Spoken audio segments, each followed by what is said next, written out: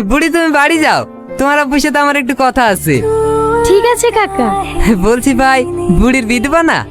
হ্যাঁ দেবো তো। সেরকম ছেলে আসে নাকি হাতে? হ্যাঁ আছে, ওই পাড়ার রফিক নাই, শাড়ির দোকানের রফিক, ওর ভাইরা ছেলি, খুব ভালো ছেলি।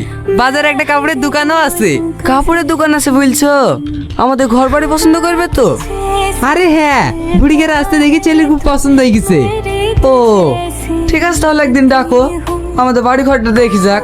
হ্যাঁ ঠিক আছে ভাই, তাহলে কাল কি ডাকছি, বাড়িতে থাকো।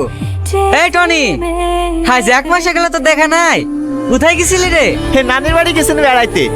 ভালো আছেন তো? হ্যাঁ ভালো আছি। কাল দিয়ে বাড়ি যাবি তো? হ্যাঁ যাবো। এই টনি, তোর হাতে ওটা কি? পুতুল, নানিদেরকে মেলা হয়েছিল তো, তা সালমার জন্য কিনে আসনু।